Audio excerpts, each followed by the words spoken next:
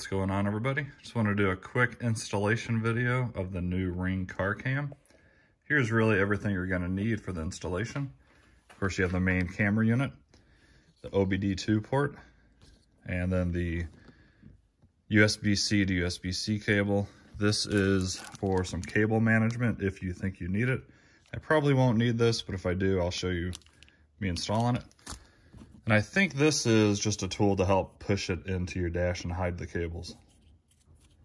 If I'm wrong, feel free to correct me, but it should be pretty straightforward.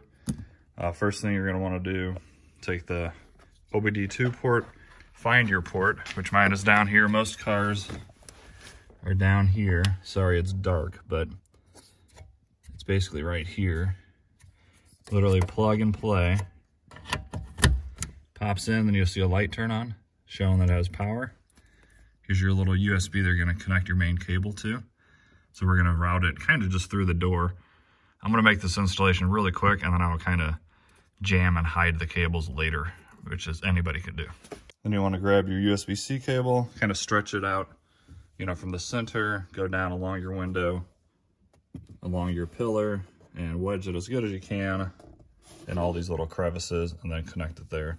I'm gonna do that real quick, then I'll show you how it looks. All right, guys, so I kind of just rerouted it very generically. I did wedge it in between the seal here, so it's hidden along there, and then it's gonna plug, and you pretty much won't see this cable at all.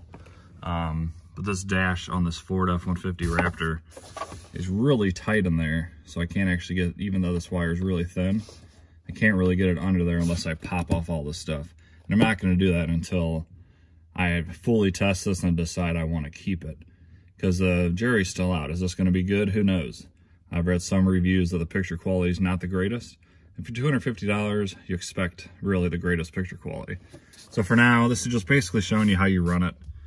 Run it over to the camera itself. There's a little sticker here that you want to peel off.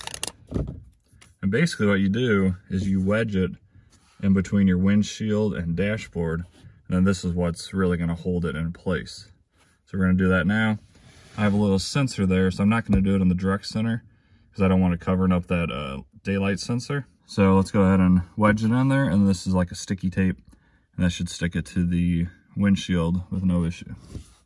Make sure you're plugged in and make sure the wire is underneath the car cam. It's going to be a little hard to do with one hand, but I'm going to make sure it's under like that. Shove it down in there, and then stick it to the windshield. And once that's stuck, it's really got a tight seal, and I'm shaking it pretty good and it's not moving.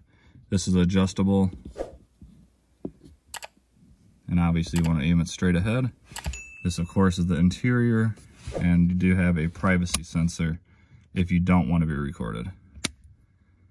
So once you have that plugged in, as you can see, I have it plugged in over there. If I was keeping this, I'll hide all this wire, and then it'd be pretty easy to hide this. Just take apart a couple of things, then it's good to go. But I'll do that at a later time if I choose to. So once you get it sent down to the port, all you do is connect it to the other side of the USB-C, like so, and now you should have power. All right, let me go ahead and turn on my car's power.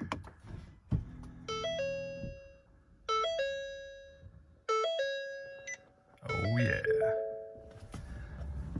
So we should have power now to this. Maybe the car has to be on for the initial setup.